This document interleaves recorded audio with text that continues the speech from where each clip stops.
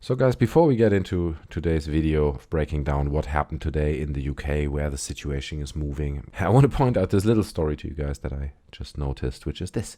Pupil sent home for selling hand sanitizer. In Leeds, a teenager was sent home from school after being caught selling shots of hand sanitizer to his fellow pupils at 50p a go. His mother, Jenny Tompkins from Leeds, posted a picture of him arriving home earlier after his entrepreneurial exploits at Dixon Unity Academy. In a post on Facebook, she said it was hard to discipline her son when his dad called to say he was a legend. He plans to use the £9 he made to buy a kebab, she added. So there you go. There is, I guess, a British side to all of this, and we should never lose the ability to laugh about things. But in all honesty, guys, the situation is getting dire, and I'm going to break down why I think that is. As you probably have heard by now, the news broke last night. I mentioned it in my last video, but the UK Health Minister Nadine Dorries has been infected with the disease. Apparently she is recovering. She's isolating at home. We really wish her all the best. Nobody wants her to have this disease, and I hope she will recover.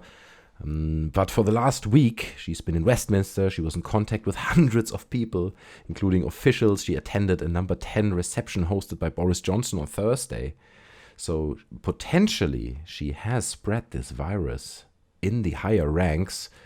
To be honest, I'm not happy with the politics that are happening in the UK right now, but I don't want anyone to get infected with this virus. So that's a terrible story. I'm not happy about it. I'm going to celebrate that potentially loads of politicians might be infected or affected by this. She also tweeted, Nadine Dorries, that, I think I got a tweet here. Thanks for so many good wishes. It's been pretty rubbish, but I hope I'm over the worst of it now. More worried about my 84-year-old mom who is staying with me and began with the cough today. She's being tested tomorrow. Keep safe and keep washing those hands, everyone. Now this exactly illustrates the problem, right? This is the exact problem. It's not about you. I don't know how old she is, in her late 30s, 40s, whatever it is. You become the problem. You are infected. You don't know. Now you've infected your mother. You might infect your neighbor. You might infect others. Also, the reason why people are calling loudly to close the schools, whereas the petition right now at 305,000 signatures, is not necessarily only, to spare the children from possibly getting infected. Even the virus, we all know, is not that heavy on children apparently, but it is because it just becomes another gateway to spreading it even more. If you have all those children infected, they're gonna have to stay home. They're gonna spread it. Oh, the cleaning lady came last week. Now she's infected as well from your child. So the call for closing the schools, for example, has way bigger implications in terms of safety and health of the nation, than just protecting the children. Another aspect I want to mention on this is how many people actually replied to her tweets, basically saying, how did you get tested so fast, right? Like, how did you manage to get your results so fast? Is it now possible to have tests for anyone in the UK? Hey Nadine, how did you convince to test you? Did you visit China or Italy? Because as you dig deeper into this, people in the UK are only tested if they have been in touch with someone who has been proven to have the virus, or if they have been to China or Italy or one of those core regions in the recent time. If you're at home, you're having a fever, you're having a cough, you're not feeling well, you're having even difficulties breathing, from what I read on Twitter, what people report, people having those symptoms, being at home, saying they call 111, they do what they can. Nobody's coming to test them because they have not been abroad or in touch with someone who has a confirmed case. And you see this over and over again. So it is, in my opinion, really despicable behavior. You're proposing to close the parliament for visitors. You're getting these special quick tests for members of the government. And she's also like, oh yeah, my mom will be tested tomorrow. Everything will be fine. Yeah, that's a luxury many people don't have. It's really despicable, in my opinion, to celebrate it like this publicly. If so many people are suffering and struggling and worried about their loved ones and stuff, it's like, oh, she's tested tomorrow. Don't worry. We are fine over here. While a lot of people are struggling. And it kind of just paints a rather dark picture about the priorities of this government, if you know what I mean. So one quick tweet I wanted to point out, which I found really interesting, because today, a few hours ago, they released this little interview of Boris Johnson with a medical officer, and she's breaking down what the symptoms are and all that. But underneath, again, the Prime Minister says, or the official Twitter account of the Prime Minister, that if you feel unwell and you think you have this disease, then you should call that number or use the online service. And then you get these replies. It's just one example that I wanted to point out to you guys in this context. This guy is called Scary Sass. I just spent 5 days in bed with a temperature and cough. I now have a painful chest. I phoned 111, which is recommended. Haven't been to infected areas, so they won't talk to me. Going back to work on Monday. I'm a service engineer who goes to 15 customer homes a day around herds and beds. You want me in your house on Monday? Okay, so I also replied, like, please consider not doing this. This is terrible behavior. But the core problem here really seems to be that this guy is just so infuriated by this government. He's struggling. He's probably concerned about his health, genuinely concerned. And they do nothing. He can't get tested. He won't probably get any help because, I don't know, but probably the ICUs are already full. I don't have any updates on that. I don't want to lie. Don't want to spread false information. But there are no tests for people like that. And you read this over and over again. If you have experience with that and you feel, no, that's not true. I had symptoms. I made the call. They tested me. It was flawless experience. Leave it down in the comment section below. I'm not, saying this is the ultimate truth. This is what I've seen. This is what I'm seeing every day. So this is what I'm sharing. Let me know if you had a different experience. Let's look at some numbers, shall we? Numbers are interesting. We have this little graph that this guy Peng Wu on Twitter is doing. I'm really thankful for that. He's just breaking down how many infections, how the numbers are rising in the UK. So you can see there is a little bit of kind of a bump here, right? It does seem to not really follow the projected trajectory, if that makes sense. It kind of falls off, right? So I could imagine that a lot of people are optimistic and they're like, oh, hey, this is good. We're going down. The infections are going down. Not that many anymore. This is looking great. The problem with that is if you're then looking at the amounts of tests that are conducted in the UK, which I have right here, is you can see that it's going wildly up and down, right? Look at this. On the 3rd, they tested 386 people. And on the 4th, 2,748. So this is wildly jumping, but in the last 3 days that are relevant, they're just doing less and less tests. I don't know why that's happening. I don't want to speculate, but less tests, less confirmed cases, and those 3 days exactly go hand in hand with those three days. So I think the reason why we can see this slight fall off here is because we're just simply doing less tests. However, it's not that simple. We are, for example, in the UK, we are testing way less than Italy, which could be seen as concerning. But at the same time, we are testing about double as much as France, right? But France has a much steeper increase of infections. So just for reference, France's latest number is, probably there was already an update, but I think that's the number from yesterday. So let's use that. I have that written here. It's 1,402 confirmed cases, while the UK's number from yesterday was around 323. Based on the number from the World Health Organization. So you see the UK has way less numbers, but tests more. So there's a little breakdown here of how many cases have been tested per million people. So you can see the UK, 387 tests per million people have already been done.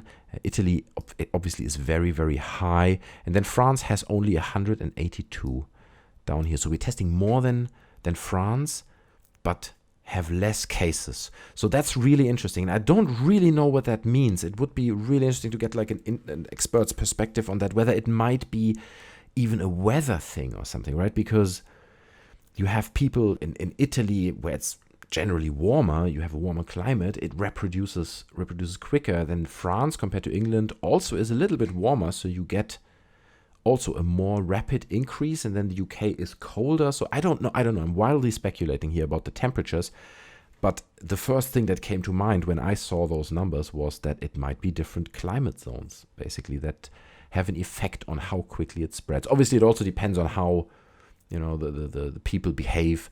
I think in England, people are generally very polite and, they don't like to touch each other. While, for example, in Italy, it's very common that, kiss each other's cheek when you say hello and all these kinds of stuff. You're very close, you're very physical. So depending on the culture, obviously, that also has a massive impact on that as well. I just thought it's an interesting point that we are testing more than France, but France has way more confirmed cases than we do. So It's not all terrible. But in the end, in regard to this, the overall rule really is, let's say, for example, if your country has 300 cases and another country has 5,000 cases, then that doesn't mean that your country is better off. It just means that you're a few weeks behind. So the idea that the curve for some reason now mysteriously is flattening and everyone kind of starts to dance under rainbows very soon is kind of delusional. Okay, that's not really going to happen.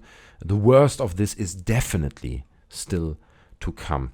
In other related news, and I'm just going to very briefly touch on this, Chancellor Rishi Sunak has unveiled a 30 billion package to boost the economy and get the country through the I nearly said it there. Did you see? I nearly said it. Through the disease crisis.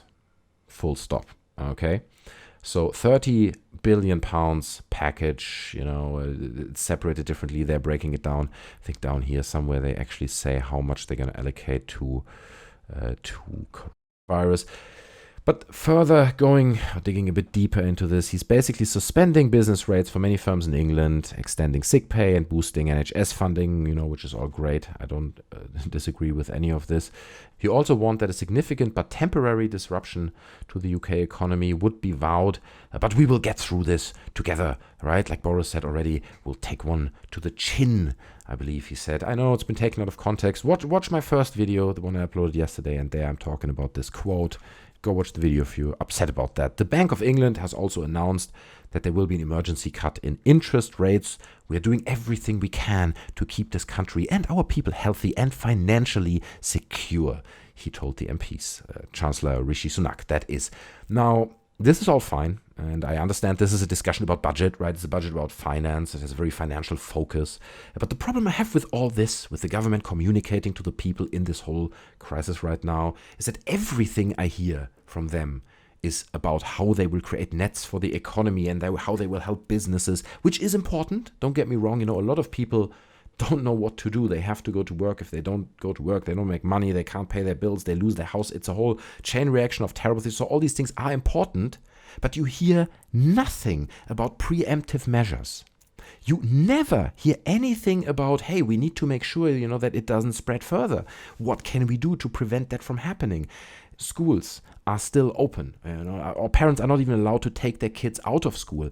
Large gatherings are still happening. Just this evening was a big football match, right, with a full stadium. There are no checks at airports, right? I found this article. I want to share this with you guys. Travelers returning to Brighton from Italy baffled. Italians, I have to say, this is the Argus. I don't know how serious the Argus is. Forgive me. I don't know. But the article is worth reading nonetheless. So Italians flying into the UK today from the riddled country said they had not been given any information about self-isolation, despite the government urging anyone returning from Italy to quarantine themselves. Several people arriving at Gatwick Airport from Naples said they would be taking public transport back to their homes while confirming that they did not undergo any checks to determine whether they had contact with the virus. The guy reports that his flight was about 60% full, and it builds on what I shared yesterday, tweets of people arriving in airports and being shocked that there's nothing happening, right? So on one hand, we have this overreaction on the economy. They're like, oh, we got to create all these nets. We got to save the economy. We got to save the job, make sure people have money. But why are we not checking people at airports? Why are we not considering to close schools or allow people who can easily do that, keep their children at home, just to limit the spread? Because those kids get the virus, they spread to their parents, they spread to the neighbors, and we will have more cases. Why are people not actively encouraged by now to work from home? Why does the government not say, if you can somehow work from home, please do it at this point? And these options that I'm breaking down, they're all scalable, right? It doesn't mean that everyone has to work from home and that all the kids have to go home. There are kind of scales to this. And if you work clever with those scales, they could potentially make a massive difference in the spread going forward. I mean, to be honest, these measures should have been put in place 2-3 weeks ago. But even now, you could still make a big difference to the next month. But we can see it all around the world, really. Governments using low test numbers to make the problem look less drastic, I guess. Schools stay open despite confirmed cases. This is literally like the band on the Titanic that keeps playing, right? As the Titanic is sinking, we just keep playing, right? We're going to keep everything at normal and until we are literally sinking. And obviously, it's like an effort to avoid panic at all cost from the government. But like the report that I read in yesterday's video of this doctor, at some point you have to be realistic. You have to put the cost into perspective of what it means to keep people so calm, and whether there might be a tipping point where people realize how serious the situation is, and then it kind of tips over into like a really out of control panic, which then again spreads the virus even more, and is something nobody really wants. So the cost that we start to pay here in the UK is very high. People will die. Significant numbers of people will die. The hospitals rapidly will turn into war zones. Today, the outbreak finally has been labeled as a pandemic by the World Health Organization, which is a good first step to turn the it won't happen here kind of attitude into a realistic evaluation of the situation. Right? The time to just keep calm and carry on has kind of already been passed. It's been over for a few weeks now, and I can feel it slowly sinks into the public consciousness. I think social media to some extent is also like a good indication of that. So let's just keep an eye on it. Okay, how many tests will be done in the next days? Whether we will see a rapid increase of cases here in the UK, of confirmed cases, as we've seen it in other countries, or whether the government may finally take action to prevent this from turning into an even bigger catastrophe than it really already is. So guys, I hope you learned something in this video. I'm going to try to do these videos whenever I see stuff that I find relevant and I want to share with you. If you did like it, then please leave a like down in the comment section below. I'd really appreciate that.